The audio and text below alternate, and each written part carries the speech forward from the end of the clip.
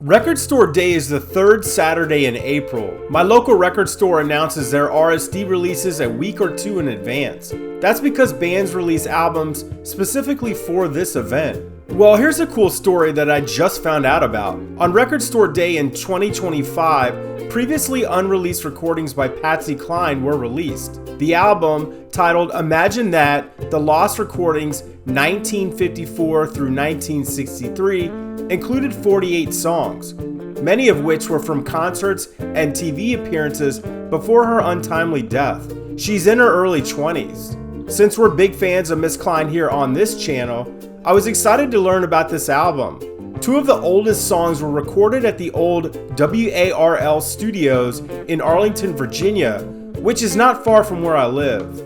According to an NBC Washington News article, the songs were taken from the original acetate disc that had been sitting in a box in Mark Zeidelman's basement for more than 30 years.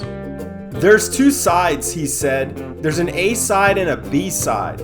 And as you can see in the label, it was just typed up in the front office while the engineer was recording this from a live presentation. Zeidelman found the disc in a box of records he got from his father's restaurant, Bassin's, which was a popular downtown night spot for decades. He's not sure how his dad got the disc, but thinks it probably had been in the restaurant since 1954. I wasn't familiar with Bassin's, but I found a seldom used Facebook account dedicated to the restaurant. It was located at 14th and Pennsylvania Avenue in Washington, D.C., across the street from the Willard Hotel, in the site that's now occupied by the JW Marriott. From old photos, the building appears to have been torn down and replaced with the Marriott. Since the National Theater is next door, it was a hotspot for celebrities and politicians alike.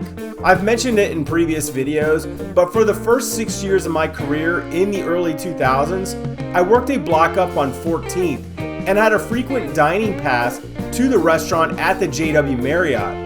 So I find it funny that I had never heard of Bassin's before researching this video. Perhaps Patsy had stayed at the Willard and had dined at the restaurant and was friendly with the owner. On the opposite block is where Elvis stayed during his infamous visit with President Nixon. Other songs in the lost recordings were uncovered by the late Joe Lee of Joe's Record Paradise.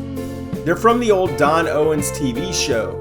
These were the ones that would have been recorded in Arlington at WARL. The station claimed to be the first to coin the term country and western in regards to music. Don Owens was a well-known disc jockey that was inducted into the Country Music DJ Hall of Fame in 1989. He also had a television show on WTTG called TV Jamboree. Over the years, he was at one time the manager for such acts in the DC area as Roy Clark, Vernon Taylor, Jimmy Haney, Luke Gordon, and Patsy Cline. He only hosted his show for 9 years before dying tragically in a car crash on April 21st, 1963. He outlived Patsy by only a month. WARL was another call sign that I wasn't familiar with until I dug a bit deeper. In the 60s, the station was acquired by the United States Transdynamics Corporation, and the call signs were changed to WAVA and WAVA-FM. Now we're cooking. I know WAVA. In the 70s, the format flipped to an all-news station. But by the time we moved to Virginia in the late 1980s, my radio home became 105.1 WAVA, the station that played all the pop hits. On sleepovers, in between rounds of Tecmo Bowl, my buddies and I would take turns drinking a case of soda and calling into the poor late-night DJ. We'd call in requesting songs and hoping to win free t-shirts. We would also have an empty cassette tape primed and ready to go to record ourselves on the air. Stupid kid stuff from a bygone era. By my junior year of high school, the station was taken over by another group and the format flipped again. I remember working on my homework and listening to that last broadcast. It was sad. The next day, the station was playing Latin music. I had read online that the old studios were torn down. I couldn't tell you where they operate from now, but it's been a Christian station for decades. I reached out to a friend of mine that started his career as a late night DJ at WAVA in the early 1990s. And no, he doesn't remember me and my friends. Thanks for asking. I was planning to make a trip out to the site for this video, but he confirmed to me that it's long gone. The entire area is now the Virginia Hospital Center, so I deemed it an unnecessary drive for this video. He also thinks the station moved from its first location in the 1970s, but I can't find any record of that. I still think it's a pretty cool story.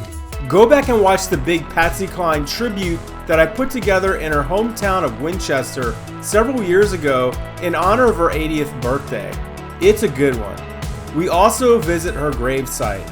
Anyway, I hope you enjoyed this little country music tribute. Keep on walking after midnight.